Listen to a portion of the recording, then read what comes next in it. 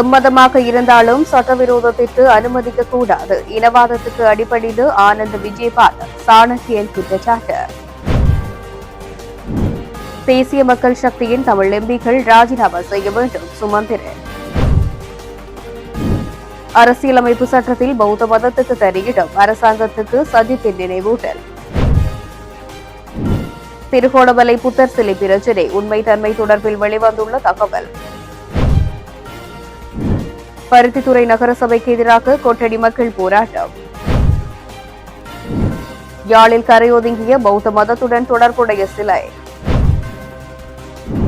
Easter தாக்குதலின் பிரதான சூத்திரதாரியை கைது செய்துவிட்டீர்களா? அரசிடம் சஜித் கேள்வி.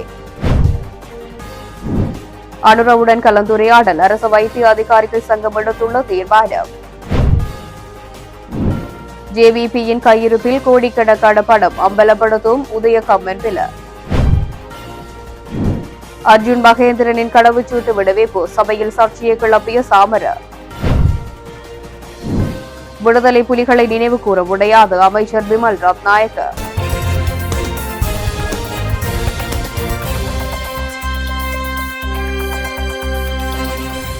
பௌத்த மதத்திற்கு முன்னுரிமை இருப்பதாக கூறும் சஜித் பிரேமதாச எம்மதமாக இருந்தாலும் சட்டவிரோதமாக செயல்பட அனுமதிக்க கூடாது எனவும் திருகோணமலை விடயத்தில் இனவாத செயற்பாடுகளுக்கு பாதுகாப்பு அமைச்சர் ஆனந்த விஜயபால அடிபணிந்து விட்டார் என சாணக்கியன் குற்றச்சாட்டினை சபையில் முன்வைத்தார். நேற்றைய தினம் திருகோணமலையிலே நேற்று மதியம் ஒரு துரதிர்ஷ்டவசமான ஒரு சம்பவம் ஒன்றை கண்ணாலே பார்க்கக்கூடியதாக இருந்தது. இன்று எனக்கு முன்பாக பேசிய தயாசிரி ஜெயசேகர் அவர்களிடமும் ஒரு எச்சரிக்கையை நான் விடுக்கின்றேன். நீங்கள் அரசியல் செய்வதற்காக தயவு செய்து சட்டவிரோதமான செயல்பாடுகளுக்கை நீங்கள் அனுமதிக்க கூடாது. அதே போலதான் எதிர்க்கட்சி தலைவருக்கும் இன்று காலையிலே அரசியல் அமைப்பிலே பௌத்த மதத்துக்கு முதலிடம் என்று சொல்லப்பட்டிருக்கு என்று சொல்லி சொன்னார். பௌத்த மதமோ எந்த மதமோ சட்டவிரோதமான செயல்பாடுகளுக்கு அனுமதி அளிக்க கூடாது. அது எவராக இருந்தாலும் சரி, அது நானா இருந்தாலும் சரி, ஒரு பௌத்த மதத்தை சேர்ந்த துறவியா இருந்தாலும் சரி, சட்டவிரோதமான விடயங்களை அனுமதிக்க கூடாது. நேற்றைய தினம் திருவோணமலை கடற்கரையிலே ஒரு சட்டவிரோதமான ஒரு விஹாரை புதிதாக உருவெடுத்தது. நான் அறிந்த வகையிலே நண்பர் அருண் ஹேமச்சந்திரா அவர்களும் இந்த விடயம் சம்பந்தமாக கரிசனையுடன் இருந்தவர். நேற்று நாங்கள் எதிர்பார்த்தது சட்டவிரோதமான ஒரு வேலை. இது கோட்டாபய அரசாங்கத்தின் காலத்தில் நடந்தது, மஹிந்த ராஜபக்ச காலத்தில் நடந்தது. இந்த அரசாங்கத்தின் காலத்திலே ஒரு இனவாதமான சில துறவியல் இந்த இடத்துக்கு வந்து ஏதோ ஒரு வேலையை செய்கிறார்கள். அந்த இடத்திலே கரையோர பாதுகாப்பு பிரிவை சேர்ந்தவர்கள் போலீஸ் ஸ்டேஷனிலே சென்று ஒரு முறைப்பாடை செய்தார்கள். அந்த முறைப்பாடு சம்பந்தமாக போலீசார் விசாரணை செய்து இது சட்டவிரோதமானது, அதை நிறுத்துவார்கள் என்ற நம்பிக்கையிலே நாங்களும் நாங்கள் இதிலே திருவண்ணாமலை மாவட்ட பாராளுமன்ற உறுப்பினர் அருண் அவர்களும் செயல்பட்டதை நான் இந்த இடத்திலே சொல்ல வேண்டும். ஆனால் இரவு 8 மணி ஆகிய பொழுது, இரவு 8 மணிக்கு எங்கேயோ இருந்த ஒரு சிலையை கொண்டு போலீஸ் பாதுகாப்புடன் ஒரு சிலையை வைத்த பிற்பாடுதான் நான் உண்மையிலே கௌரவ அமைச்சர் ஆனந்த விஜயபால் அவர்களை தொடர்பெடுத்து தொலைபேசியிலே சொல்லியிருந்தேன். இது ஒரு இனவாதமான செயல்பாடு, எதிர்காலத்திலே ஒரு மதங்களுக்கு இனங்களுக்கு எதிரான ஒரு முரண்பாடு வரக்கூடிய ஒரு விடயம். இதிலே நீங்கள் கவனம் செலுத்த வேண்டும் என்று சொன்னால் அது இரவு 10 மணி 11 மணி அளவிலே நாங்கள் நாங்கள் அந்த சட்டவிரோதமாக அமைக்கப்பட்ட அந்த விஹாரைக்குள்ளே வைக்க இருந்த அந்த சிலையை அவர்கள் அகற்றி சென்றார்கள். ஆனால் இன்று காலையிலே நான் அதை உண்மையிலே அமைச்சருடைய செயல்பாடை, தேசிய மக்கள் சக்தி அரசாங்கத்தினுடைய செயல்பாடை வரவேற்றிருந்தேன். ஆனால் இன்று காலையிலே பார்த்தால் அமைச்சர் அவர்களும் இந்த இனவாதிகளுடைய கருத்துகளுக்கு பயப்பட்டு, இல்லை இந்த சிலையை பாதுகாக்கிறதுக்காகத்தான் நாங்கள் வெளியிலே எடுத்து சென்றோம், சிலை வைத்ததுக்கு பிழை இல்லை என்று சொன்னார். ஆனால் அந்த காணொலிகளை பார்த்தால் அதை பாதுகாக்கிறதுக்கு எடுத்துட்டு போன மாதிரி தெரியவில்லை, அதை அகற்றினதுதான். ஆனால் அதிலே இன்னொரு விடயத்தை சொன்னார், சிலைக்கு பாதுகாப்பு இல்லாதபடியினால்தான் நாங்கள் அதை அகற்றினோம் என்று சொன்னார். நான் கௌரவ அமைச்சர் அவர்கள் இந்த இடத்துல சபையிலே இல்லை, பிரதி அமைச்சர் இருக்கின்றார். நான் அமைச்சருடைய அந்த கருத்தை வன்மையாக கண்டிக்கின்றேன். 30 வருடம் யுத்தம் நடந்த காலப்பகுதியிலும் கூட வடக்கு கிழக்கிலே எந்த ஒரு பௌத்த மதத்தோட சம்பந்தப்பட்ட ஒரு சின்னங்களோ விடுதலை புலிகளால் கூட அளிக்கப்படவில்லை. அப்ப தமிழ் மக்கள் இந்த இரவோடு இரவாக போய் சிலைகளை உடைக்கிற மக்கள் அல்ல. அதை எக்காரணத்தை கொண்டும் இன்னொரு மதத்தினுடைய அடையாளங்களை சட்டவிரோதமாக இருக்கிறதை நாங்கள் எதிர்த்தாலும் கூட நாங்கள் அப்படி வன்முறையில் ஈடுபட்டு ஒரு சிலையை உடைக்கிற அளவுக்கு கேவலமான இனம் தமிழினம் அல்ல. அது சில இனங்கள் சைவ சமய வழிபாடுகள் செய்த ஆலயங்களை எடுத்திருக்கிறார்கள், கிறிஸ்தவ தேவாலயங்கள் எடுத்திருக்கிறார்கள். நாங்கள் இப்படி அப்படியானதுகளை செய்யவில்லை. ஏன் இந்த இராணுவம் கூட வடமாகாணத்தை மயிலிட்டி பிரதேசத்திலே பலாலி பிரதேசத்திலே இருக்கிற இராணுவ கட்டுப்பாட்டுக்குள்ளே இருக்கிற கத்தோலிக்க தேவாலயங்களை எடுத்திருக்கிறார்கள். நாங்கள் அவ்வாறு செய்கிறவர் அல்ல. ஆனால் இந்த விடயம் முழுக்க முழுக்க ஒரு சட்டவிரோதமான செயல்பாடு. உண்மையிலே தோழர் அருண் ஹேமச்சந்திரா அவர்களே, நீங்கள் உங்களுடைய பதவியை திறந்து எங்களுடைய கட்சியிலே சேருங்கள். ஏனென்று சொன்னால் நண்பர் அவர்களே, உங்களுக்கு இந்த கட்சி பொருத்தமில்லாத கட்சி. நானும் கடந்த காலத்திலே ஸ்ரீலங்கா சுதந்திர கட்சியில் ஒரு அமைப்பாளராக இருந்தவர். அந்த கட்சியினுடைய இனவாதமான செயல்பாடுகள் இவ்வாறு தான் இருக்கும். நீங்கள் இருக்கும் இந்த கட்சியும் கூட முழுக்க முழுக்க எனக்கு தெரியும். நீங்கள் திருவண்ணாமலை மாவட்டத்திலே அதிகூடிய மக்களுடைய செல்வாக்காலே, தமிழ் மக்களுடைய செல்வாக்காலே தெரிவு செய்யப்பட்டு வந்தவர். உங்களுடைய சங்கடம் எனக்கு விளங்கும். எங்களுடைய பல தோழர்கள், எங்களுடைய வடக்கு கிழக்கில் இருக்கிற தோழர்கள், நான் பெயர் குறிப்பிட விருப்பப்படவில்லை, அவர்கள் கூட இந்த விடயத்தில் எங்களோடு இணங்குவார்கள். சகோதரர் இளங்குமரன் இருக்கின்றார், ராஜீவன் இருக்கின்றார், திலகநாதன் இருக்கிறார். நீங்கள் ஏற்றுக்கொள்றீங்களா தேசிய மக்கள் சக்தி செய்த இந்த விடயம் சரியானது? நீங்கள் மனசாட்சியின்படி உங்களாலேயும் கலைச்செல்வி அக்கா கூட இருக்கிறார். புலையான விடயம் புலையானது. அது துரதிர்ஷ்டவசமாக, it was very unfortunate, madam, that the honorable minister who did the right thing, there was a illegal construction, there were a group of illegal encroachers who came. All of a sudden now, if there's some legal basis to this temple, why do they have to come on a Sunday? Come on a Monday, come on a Tuesday, construct the temple in a way. දැන් දයාසිරි දහසේකර මහත්මයා කිව්වා මේ එතුමාටත් මම කිව්වා විපක්ෂ නායකතුමා ඇතුළුව නීති විරෝධී දේවල් වලට දේශපාලනය නිසා අත දාන්න යන්න එපා. වැරද්ද නම් වැරදි කියලා කියන්න. මේක නීති ආනුකූලව හදන පන්සලක් නම් ඒකට අවශ්‍ය ඔක්කොම ඩොකියුමන්ට් එක තියෙනවා නම් ගිහිල්ලා ප්‍රාදේශීය ලේකම් හම් වෙලා ගිහිල්ලා කරන මොකටද ඉරිදා උදේ නිවාඩු දවසක ඇවිල්ලා මුල්ගල් තියලා ඉරිදා රෑ වෙනකොට පන්සල හදලා රෑ 9 මාට පිළිමයක් වඩම්මනවා කියන කාරණේදීම තේරෙන්නේ නැද්ද මේකේ යම් කාරණයක් තියෙනවා කියලා? මට නම් හිතෙන්නේ නොවැම්බර් 21 රැස්වීමට පෙර සූදානමට තමයි මේ දේ කරේ. නොවැම්බර් 21 රැස්වීමට පෙර නාමල් රාජපක්ෂ ඇමතුමාටත් මම මේ අවස්ථාවේ එතුමා නෑ. නොවැම්බර් 21 රැස්වීමට සෙනග ගේන්න ඕන නම් වෙන කාරණා පටන් ගන්න. ජාතිවාදය මේ රටේ වපුරවන්න එපා නීති විරෝධී දේවල් කරලා. හැබැයි මම කනගාටු වෙනවා ගරු ආනන්ද විජේපාල ඇමතුමා හරි කාරණේ කරලත් හැබැයි මේ ජාතිවාදී මේ කණ්ඩායමේ ඡන්ද පදනම නිසා මේකේ පොඩ්ඩක් පසුබැස්සද කියන එක තියෙනවා. I am concerned that the minister succumbed to the pressure of the chauvinists in this country. If SWRD Bandaranaike had not torn apart the Banda Chelwa agreement, we wouldn't have faced a 30-year war. But remember what happened to him as well. He was shot by a monk. So to this government also, don't succumb to pressure from this chauvinist nationalist people. They are a minority in this country today. Because the people defeated them and gave you the mandate for you to do the right thing. இந்த விடயம் சம்பந்தமாக கௌரவ தலைமை தாங்கும் சபைக்கு தலைமை தாங்கும் உறுப்பினர்களே, நாளைய தினம் நாங்கள் இப்படி செய்யும் பொழுது ஆயிரக்கணக்கான மக்களை திருவண்ணாமலைக்கு கொண்டு ஒரு பாரிய ஒரு போராட்டத்தை முன்னெடுத்து இந்த நாட்டை குழப்பும் அளவுக்கு நாங்கள் முன்னெடுக்கலாம். ஆனால் நாங்கள் ஒரு பொறுப்புள்ள கட்சியாக இந்த நாட்டிலே மீண்டும் நாங்கள் நாளைக்கு ஒரு போராட்டத்தை செய்தால் ராஜபக்ச கோஷ்டி இன்னொரு போராட்டத்தை செய்வார்கள். இந்த நாடு ரெண்டு பக்கம் அடிபட்டு இந்த நாடு இன்னும் மோசமான நிலைக்கு போகும். நாங்கள் தொடர்ச்சியாக சொல்லி வருகிற ஒரு விடயம், தேசிய மக்கள் சக்தியில் இருக்கிற குறைபாடுகளை நாங்கள் சொல்லுவது தேசிய மக்கள் சக்தியை சரியான வழிக்கு கொண்டு வருவதுக்கு தான். நண்பர் திலீப் ஜாவீர் அவர்களும் சபைக்கு வந்திருக்கிறார். Honorable Dilip Javir, I am sure he will also fuel this tension about this Vihara now. I'm sure he is listed to speak after me. This is a good opportunity for them. Honorable Dilip Javir will use this opportunity now to fuel some tension, to say that the NPP government is destroying Buddhist culture. He will do that. Wait and see. His speech is next right after mine. But I am urging you, Honorable Dilip Javir, I am urging you, please refrain. You are giving me ideas now. Please refrain from doing such things in the interest of the country. That is what I would like to தேசிய மக்கள் சக்தி அரசும் முன்னைய அரசுகளைப் போலவே ஒரு இனவாத சிங்கள பௌத்த பேரினவாத அரசு என்பதை நிறுவியுள்ளது என தெரிவித்த இலங்கை தமிழரசு கட்சியின் பொதுச் செயலாளர் M.A. சுமந்திரன், திருகோணமலை மாவட்ட பாராளுமன்ற உறுப்பினரும் பிரதி அமைச்சருமான அருண ஹேமச்சந்திர உட்பட ஆளும் கட்சியைச் சேர்ந்த அனைத்து தமிழ் உறுப்பினர்களும் உடனடியாக ராஜினாமா செய்ய வேண்டும் என கோரிக்கை விடுத்தார். திருகோணமலை புத்தர் சிலை விவகாரம் தொடர்பாக தனது சமூக வலைதளத்தில் வெளியிட்ட பதிவிலேயே அவர் இதனை தெரிவித்தார். மேலும் அந்த பதிவில் அமைச்சர் ஆனந்த விஜயபாலவும் தேசிய மக்கள் சக்தி அரசும் பேரினவாத சக்திகளின் அழுத்தங்களுக்கு கோழைத்தனமாக அடிபணிவதை இலங்கை தமிழரசு கட்சி கேவலமாக காண்கின்றது. நேற்றிரவு அமைச்சரின் கட்டளைப்படி திருகோணமலை கடற்கரையில் சட்டவிரோதமாக அமைக்கப்பட்ட சிலை போலீசாரினால் அகற்றப்பட்ட போது அரசாங்கம் இனவாத எண்ணமில்லாத சரியாக நடந்து கொள்கின்றது என்று சிலர் நினைத்தார்கள். ஆனால் அப்படி அல்ல என்பதை சில மணி நேரத்துக்குள்ளேயே அமைச்சர் பாராளுமன்றத்தில் வெளிப்படுத்தினார். பாதுகாப்புக்காகவே சிலை அகற்றப்பட்ட அது இன்று மீள நிறுவப்படும் என்றும் வெட்கமில்லாமல் அறிவித்த போதே சகல மக்களும் சமத்துவமாக நடத்தப்படுகிறார்கள் என்ற வாக்குறுதி காற்றில் பறக்க விடப்பட்டது. தேசிய மக்கள் சக்தி அரசும் முன்னைய அரசுகளைப் போலவே ஒரு இனவாத சிங்கள பௌத்த பேரினவாத அரசு என்பதை நிறுவியுள்ளது.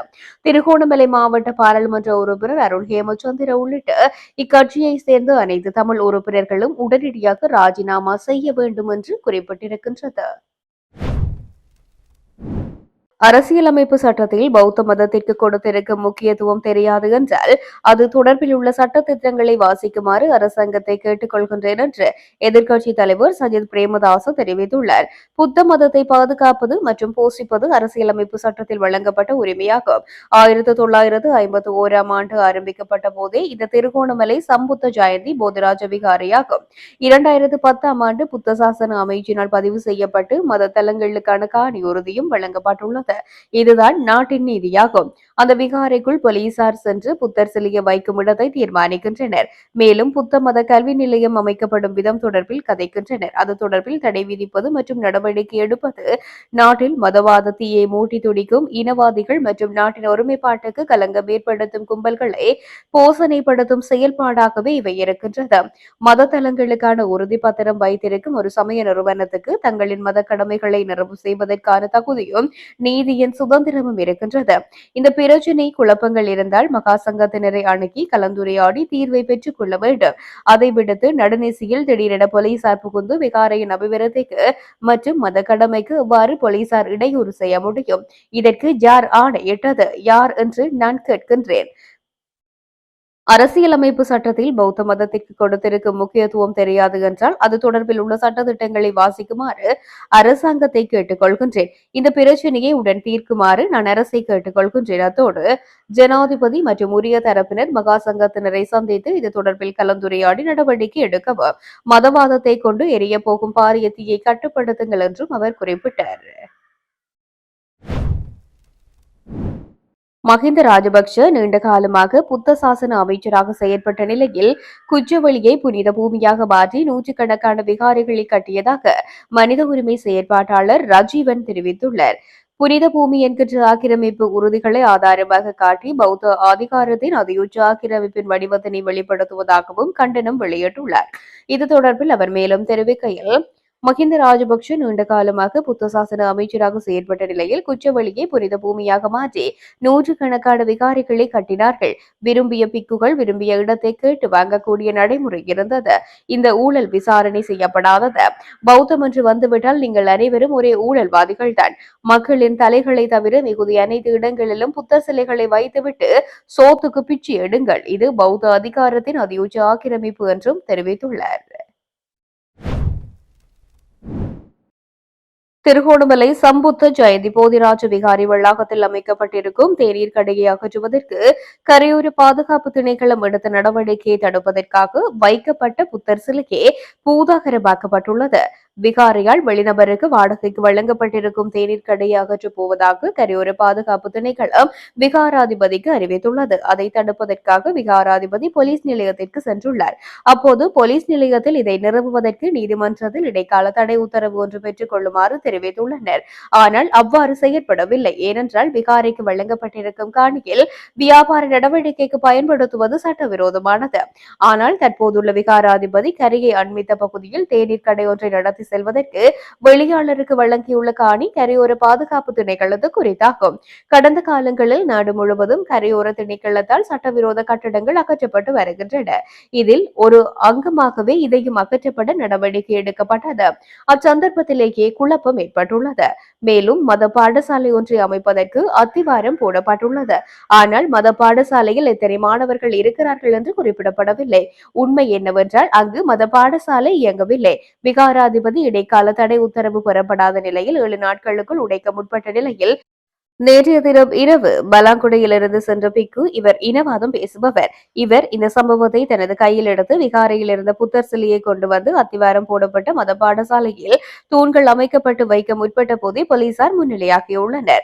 இச்சம்பவத்தை பூதாகரமாக திருகோணமலை ஐக்கிய தேசிய கட்சியின் உள்ளூராட்சி மன்ற பெண் உறுப்பினர் ஒருவரும் செயற்பட்டுள்ளதாகவும் அத்தோடு மொட்டு கட்சியும் இதில் சம்பந்தப்பட்டுள்ளதாகவும் தெரிவிக்கப்படுகின்றது. இந்த பிரச்சினை கரையோரம் பேணல் திணைக்களத்தின் சட்ட திட்டத்திற்குட்பட்ட பிரச்சினையாகும்.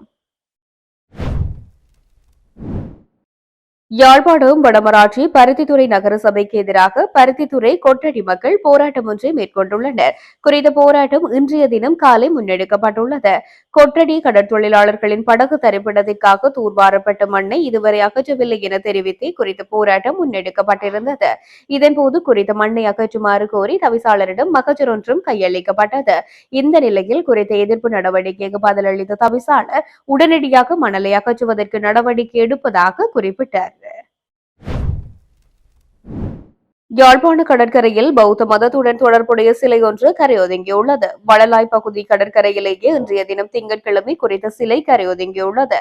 சிலையின் கைகள் சேதமடைந்த நிலையில் காணப்படுவதனால் வேறு நாட்டவர்கள் தங்கள் நாட்டு கடலில் போட்ட சிலையே வளலாய் பகுதியில் கரையொதுங்கி இருக்கலாம் என சந்தேகிக்கப்படுகின்றது. மியான்மர் நாட்டிலும் பௌத்தர்கள் வாழ்கின்ற நிலையில் அங்கு உயிரிழந்தவர்களின் நினைவாக கடலில் விடப்படும் மூங்கிலாலான தெப்பங்கள் கடந்த காலங்களில் வடமராட்சி பகுதிகளில் கரையொதுங்கி இருந்தன. அவ்வாறே சேதமடைந்த சிலையை கடலில் போட்ட நிலையில் அந்த சிலை வளலாய் பகுதியில் கரையொதுங்கி இருக்கலாம் என நம்பப்படுகின்றது.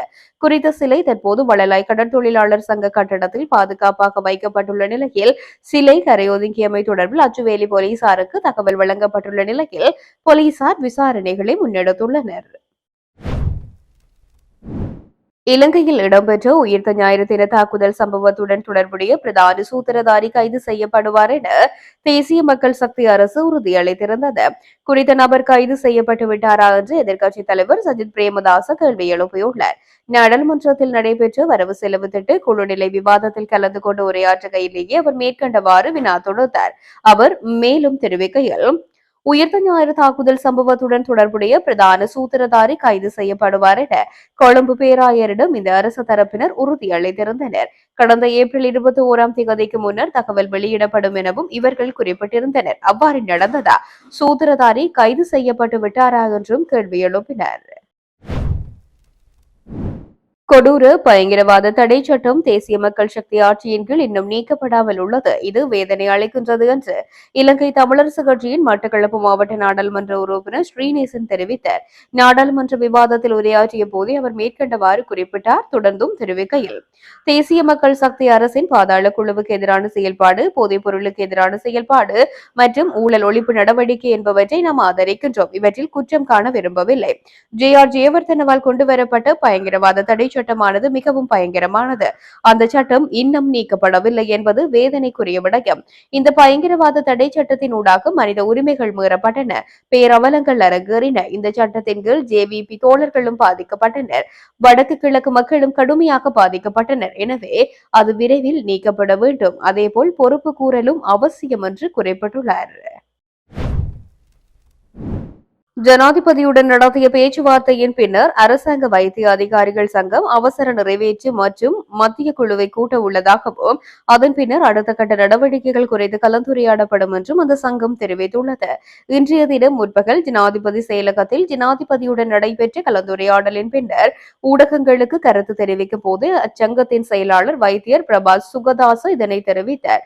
அதன்படி அரசாங்க வைத்திய அதிகாரிகள் சங்கம் முன்வைத்த யோசனைகள் குறித்து ஜனாதிபதி கவனம் செலுத்தியதாகவும் அந்த யோசனைகள் குறித்து எதிர்காலத்தில் கலந்துரையாடப்படும் என்றும் அந்த யோசனைகள் தொடர்பில் ஆக்கப்பூர்வமான தீர்வுகளை வழங்க முடியுமா என்பது குறித்து ஜனாதிபதி கவனம் செலுத்துவதாக தமது சங்கத்துக்கு அறிவிக்கப்பட்டதாகவும் வைத்தியர் பிரபாஸ் சுகதாச குறிப்பிட்டார். அவர் மேலும் தெரிவிக்கையில் நாங்கள் ஜனாதிபதிக்கு விளக்கம் அளித்தோம். இந்த வரவு செலவு திட்டத்தை அடிப்படையாக கொண்டு எதிர்காலத்திலும் சுகாதார அமைப்பை நிலைநிறுத்துவதற்கு அரசாங்க வைத்திய அதிகாரிகள் சங்கம் என்ற ரீதியில் நாங்கள் முன்வைத்த யோசனைகளில் விசேடமாக விசேட வைத்தியர்களை நாட்டில் தக்க வைத்துக் கொள்வதற்கு விசேட கோரிக்கைகளை முன்வைத்துள்ளோம். இந்த யோசனைகள் தொடர்பில் எதிர்காலத்தில் பேச்சுவார்த்தை நடத்தவும் ஆக்கப்பூர்வமான தீர்வுகளை வழங்கவும் வாய்ப்பு குறித்து ஆராயவும் அவர் இணக்கம் தெரிவித்தார். இன்று நாங்கள் அவசர நிறைவேற்றுக் குழுவை கூட்டவுள்ளோம். எதிர்காலத்தில் அவசர மத்திய குழு கூட உள்ளது. அவசர நிறைவேற்று குழு மற்றும் அவசர மத்திய குழுவில் இது தொடர்பாக கலந்துரையாடி அடுத்த கட்ட நடவடிக்கைகள் குறித்து முடிவுகள் எடுக்கப்படும் என்றார். ஜேவிபி மற்றும் என்பிபி ஆகியன எதிர்க்கட்சியாக இருந்தபோதே அவர்களிடம் கோடிக்கணக்கான பணம் கையிருப்பில் இருந்ததாக முன்னாள் அமைச்சர் உதய கம்மன்பில தெரிவித்துள்ளார். கொழும்பில் நேற்றைய தினம் ஞாயிற்றுக்கிழமை இடம்பெற்ற ஊடகவியலாளர் மாநாட்டில் கருத்து தெரிவிக்கும் போது அவர் மேற்கண்டவாறு குறிப்பிட்டார். அவர் தொடர்ந்து தெரிவிக்கையில், சமூக வலைதளம் மற்றும் ஊடகங்களினூடாக எம்மை கடுமையாக சாடியமைக்கு அரசாங்கத்துக்கு நன்றி தெரிவிக்க கடமைப்பட்டுள்ளோம். எம்மை பிரபலமாக்கியுள்ளார்கள் என்று இந்த நாட்டின் பாடசாலை மாணவர்கள் முதல் தற்போதைய அரசாங்கத்துக்கு எதிராக இடம்பெறவுள்ள முதலாவது பேரணி எதிர்வரும் 21ஆம் தேதி நுகேகொடை பகுதியில் இடம்பெற உள்ளது என்பதை அறிந்துள்ளனர். இந்த பேரணி தொடர்பில் பிரச்சாரம் மேற்கொள்ள அரசாங்கத்திடம் உள்ள பணத்தை போல எம்மிடம் பணம் இல்லை. ஜேவிபி மற்றும் என்பிபி ஆகியன எதிர்க்கட்சியாக இருந்தபோதே பிரச்சாரத்துக்கு அவர்களிடம் கோடிக்கணக்கான பணம் கையிருப்பில் இருந்தது அனைவரும் அறிந்த விடயம். பிரச்சாரத்தை முன்னெடுக்கும் பின்னணி எம்மிடம் இல்லாத இந்த சந்தர்ப்பத்தில் பேரணி தொடர்பில் பிரச்சாரம் செய்த அரசாங்கத்துக்கு எனது நன்றியை தெரிவித்துக் கொள்கின்றேன். எதிர்வரும் 21ஆம் தேதி நுகேகொடையில் அதிக தலைகளை காண முடியும் என்ற நம்பிக்கை உள்ளது. இது ஜனாதிபதிக்கு எதிரானதோ அல்லது அரசாங்கத்தை வெளியேற்றுவதற்கான பேரணியோ அல்ல. அரசாங்கத்துக்கு இன்னும் 4 வருடங்கள் உள்ளன. அந்த காலப்பகுதியில் அரசாங்கம் பொதுமக்களுக்கு வழங்கிய வாக்குறுதிகளை நிறைவேற்றுமாறு வலியுறுத்தியே நடைபவனியில் ஈடுபட உள்ளோம்.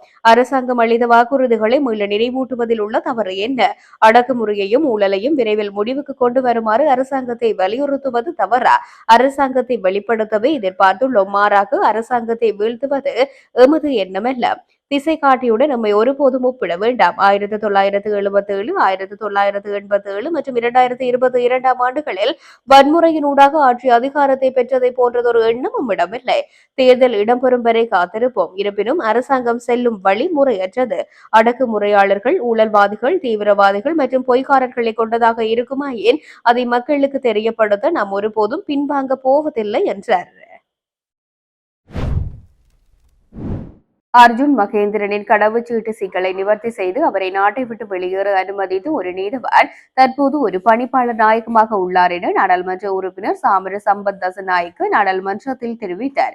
நாடாளுமன்றில் இன்று கருத்து தெரிவிக்கும் போது அவர் இதனை கூறியுள்ளார். மேலும் கருத்து தெரிவித்த அவர், இந்த அரசாங்கம் நாய்களை கருணை கொலை செய்ய 100 மில்லியன் ஒதுக்கியுள்ளது. ஆனால் பிரேத பரிசோதனைகளை செய்பவர்களுடன் சிக்கல்கள் உள்ளன. அவர்களின் உதவித்தொகை குறைந்தது 3000 ரூபாவாக இருக்க வேண்டும். இந்த பிரச்சினை எங்களை போன்ற கடினமான பகுதிகளை கடுமையாக பாதிக்கின்றது. வெள்ளவாய நீதவான் எவ்வாறு நீக்கப்பட்டார்? கடவுச்சீட்டு விவகாரம் தொடர்பில் அவர் நீக்கப்பட்டார். ஆனால் அர்ஜுன் மகேந்திரனை நாட்டை விட்டு வெளியேற்ற கடவுச்சீட்டு சிக்கலை நிவர்த்தி செய்த முன்னாள் நீதவான் இப்போது பணிப்பாளர் நாயகமாகிவிட்டார். அந்த பணிப்பாளர் நாயகத்துக்கு ஒரு சட்டம், வெள்ளவாய நீதவானுக்கு ஒரு சட்டம். இப்போது நீதிபதிகள் கூட பயப்பட வேண்டியிருக்கின்றது என்று கூறியுள்ளார். போரில் உயிரிழந்தவர்களை நினைவு கூறுவதற்குரிய உரிமை மக்களுக்கு இருப்பதாக சபை முதல்வரும் அமைச்சருமான விமல் ரத்நாயக்க தெரிவித்துள்ளார். எனினும் அந்த உரிமை என்பது விடுதலை புலிகளை நினைவு கூறுவதற்கானது அல்ல என்றும் சுட்டிக்காட்டியுள்ளார். நினைவேந்தல் நடத்துவதற்கு 2024 நவம்பரில் இடம் அளிக்கப்பட்டது. 2025 நவம்பரிலும் அவ்வாறுதான். உயிரிழந்தவர்களை நினைவு கூறுவதற்குரிய உரிமை மக்களுக்கு உள்ளது. எனினும் அந்த உரிமை என்பது விடுதலை புலிகளை நினைவு கூறுவதற்காக அல்ல என்றும் அமைச்சர் சுட்டிக்காட்டியிருக்கின்றார். எமது அரசாங்கத்தின் ஆட்சியில் இருந்தாலும் பொது இடங்களில் ஜேவிபி மாவீரர்களுக்கு நினைவிடம் அமைக்கவில்லை. அவர்களுக்கான நினைவு தூவி மனங்களில் இருந்தால் போதும் என்றும் அவர் குறிப்பிட்டுள்ளார். இதேவேளை தேசிய மக்கள் சக்தி அரசாங்கத்துடன் பேச்சு நடத்தி பிரச்சினைக்கு தீர்வை காணலாம் என்ற எதிர்பார்ப்பு இருப்பதாலேயே வரவு செலவு திட்டத்திற்கு எதிராக வாக்களிக்காமல் இலங்கை தமிழரசு கட்சி விலக்கி இருந்ததாகவும் அமைச்சர் கூறியுள்ளார். அரசாங்கத்தை விமர்சிப்பதற்கு புதிய ஆயுதங்களை எதிரணிகள் உருவாக்கிக் கொள்ள வேண்டும். நாங்கள் உங்கள் மீது முன்வைத்த விமர்சன கணிகளையே எம்மை நோக்கி மீளச் செலுத்த வேண்டாம். புதிய ஆயுதம் என்பது எம்மை விட சிறந்த திட்டங்கள் அவசியம் என்பதாகும். எமது அரசியல் கொள்கை எவ்வளவு வலுவானது என்றால், மலையகத்தை பிரதிநிதித்துவப்படுத்தும் 4 தலைவர்கள் வரவு செலவு திட்டத்திற்கு ஆதரவாக வாக்களித்துள்ளனர். இந்நிலையில் தேசிய சமத்துவத்துக்காக நம் முழு அர்ப்பணிப்புடன் செயல்படுவோம் என்றும் அமைச்சர் விமல் ரத்நாயக்க கூறியுள்ளார். நம்பிக்கையுடன் வாக்களித்த தமிழ் மக்களுக்கு தற்போதைய அரசாங்கம் முழுமையான துரோகத்தை இழைத்துள்ளதாக நாடாளுமன்ற உறுப்பினர் கஜேந்திரகுமார் பொன்னம்பலம் குற்றம் சுமத்தியுள்ளார். இன்று நாடாளுமன்றத்தில் நீதி அமைச்சு மீதான விவாதத்தின் போது திருமலை சட்டவிரோத விகாரை அமைப்பு தொடர்பில் உரையாற்றும் போது அவர் இவ்விடயத்தை தெரிவித்தார். இவ்விடயத்தில் அரசாங்கம் பின்வாங்கி இருக்கக்கூடாது எனவும் அவர் சுட்டிக்காட்டினார். இவ்விடயம் தொடர்பில் மேலும் கருத்து தெரிவித்த அவர், திருமலையில் சட்டவிரோதமாக அமைக்கப்பட்ட புத்தர் சிலையை நேற்றிரவு அகற்றிய போது சாதாரண சிங்கள மக்கள் அதை எதிர்க்கவில்லை. ஏனெனில் இனவாதத்தையும் மதவாதத்தையும் நீக்குவதாக நீங்கள் சொன்னதை நம்பி அவர்கள் உங்களுக்கே வாக்களித்திருந்தார்கள். இங்கே இருக்கும் நிர்மலைக்கான தமிழ் நாடாளுமன்ற உறுப்பினரையும் அவர்கள் தெரிவு செய்திருந்தார்கள். நீங்கள் நேற்றிரவு எடுத்த நடவடிக்கையை எதிர்த்ததெல்லாம் சிங்களவர்கள் மட்டுமே. அதைக் கண்டு நீங்கள் உண்மையில் பின்வாங்கி இருக்கக்கூடாது. அந்த இனவாத மதவாதத்தை கண்டு பின்வாங்கி இருக்கக்கூடாது. உண்மையில் நீங்கள் என்ன செய்திருக்க வேண்டுமெனில், மக்களிடம் சென்று எது சரி எது பிழை என்பதை, எப்படியான அநீதி இழைக்கப்பட்டிருக்கிறது என்பதை நேர்மையுடன் சொல்லி இருந்திருக்க வேண்டும். ஆனால் அதற்கு பதிலாக நீங்கள் இப்போது செய்ததெல்லாம், நீங்கள் இனவாதிகள் இல்லை என சொன்னதை நம்பி உங்களுக்கு வாக்களித்த தமிழ் மக்களுக்கும் உங்களுக்கு வாக்களித்த சிங்களவர் அல்லாத வாக்காளருக்கும் முழுமையான துரோகத்தை இழைத்திருக்கின்றீர்கள் என்றும் அவர் குறிப்பிட்டார்.